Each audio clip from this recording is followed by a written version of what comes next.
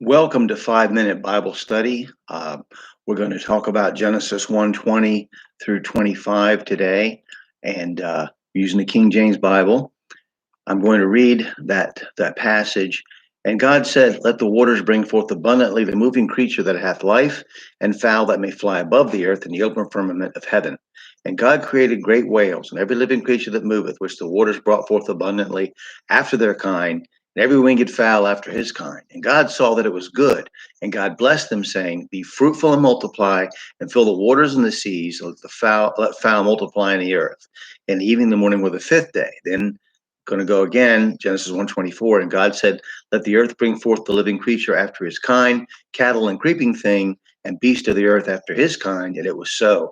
And God made the beast of the earth after his kind, and cattle after their kind, and everything that creepeth upon the earth after his kind. And God saw that it was good. So in this passage, we can see the origination of living things from the sea and the earth. God calls for abundance. From the evidence available, some scientists have estimated the biomass or total life on Earth at various points in their assumed epochs or time periods to be 500 times the biomass of Earth we find today, on an Earth that was uniformly tropical in climate. Based on the fossil evidence available to us, which does not show a uniform progression of life from simple to complex, as theoretical scientists would have you believe, remains of tropical plants can be found all over the Earth.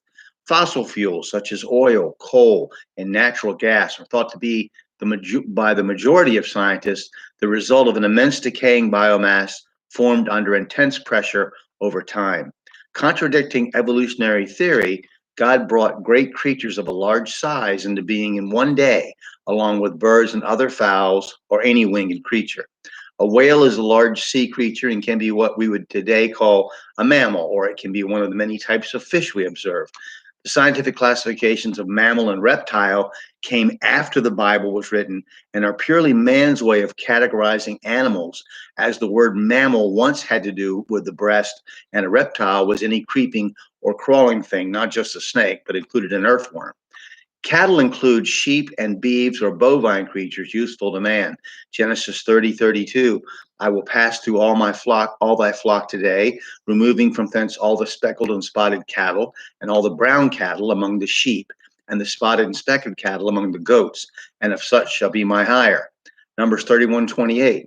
And levy of tribute unto the Lord of the men of war which went out to battle, one soul of 500, both of the persons and of the beeves and of the asses and of the sheep. God divides creatures into categories based on their usefulness to mankind, although they are God's property, and he knows them all and regards their lives very closely. Psalm 50, verse 10 says, For every beast of the forest is mine, and the cattle upon 1,000 hills. I know all the fowls of the mountains, and the wild beasts of the field are mine. Matthew 10:29. Are not two sparrows sold for a farthing, and one of them shall not fall on the ground without your Father? And their uses by man are limited by God's standards of mercy and kindness. Proverbs 12:10. A righteous man regardeth the life of his beast, but the tender mercies of the wicked are cruel. Luke 14:5. And answered them, saying, Which of you shall have an ass or an ox fallen into a pit, and will not straightway pull him out on the Sabbath day? 2 Samuel 12:3. But the poor man had nothing save one little ewe lamb, which he had bought and nourished up, and it grew up together with him and with his children. It did eat of his own meat and drank of his own cup and lay in his bosom and was unto him as a daughter. It is clear here that God created some plants to be used by man and some animals to be the object of man's agricultural efforts and even his companions. As we have seen in history and know, in fact, if we're honest, wild animals rarely are useful as domesticated companions of mankind. Now, a unicorn is a one-horned animal, probably the rhinoceros, which once had a range from China to Spain, as evidenced by the Lascaux cave paintings in France. So look at this, Job 39:9. Will the unicorn be willing to serve thee or abide by thy crib? Canst thou bind the unicorn with his band in the furrow, or will he harrow the valleys after thee? Wilt thou trust him because his strength is great, or wilt thou leave thy labor to him? Wilt thou believe him that he will bring home thy seed and gather it into thy barn? Unicorn, a rhinoceros is a wild animal. It's not going to plow your field. They reproduce after their kind, meaning no cat ever became a dog, and contrary to the musings of theoretical scientists, no giant lizard ever became a bird. Fossil evidence suggests there are a few prototypes of all the species we have today. Diversity within a kind is immense, but there's no evidence that a dog-like creature became a possum, so get over it. Some final thoughts on evolution is understood for this section.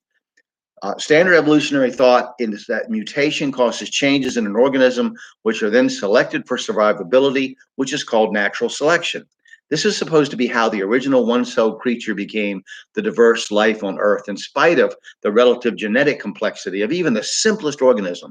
However, this survival of the fittest breaks down on a number of intellectual levels. One, a pot of shrimp, save for a few, being eaten by a whale would more likely be called the survival of the luckiest, wouldn't you say? Two, creatures do live long enough to pass along harmful mutations, of which most mutations are harmful or even deadly. So this survival of the fittest also includes survival of the unfittest too.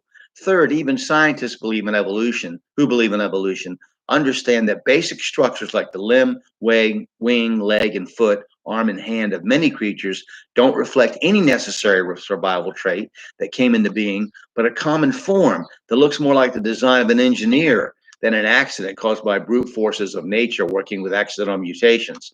There are so many problems and questions raised by atheistic evolution that are simply solved by believing what God has said here through Moses. One thing is sure, God loves diversity in nature and has created an abundant and varied bundle of life, 1 Samuel 25:29. It would appear to me that the living creatures that surround the throne of God in Revelation 4, 6, and 7, and Ezekiel chapters 1 and 10 may be representative of the prototypes in the spiritual world for living creatures on earth, and hence what we are told about represent only a small part of what we will see. It is important to note that Satan is one of these cherubim, these spiritual creatures, as per Ezekiel 28. And we do get a glimpse of animals, notably horses, in the spiritual world in 2 Kings 6 and other places. Okay, I went along a little too long, but I wanted to get those included in my discussion today.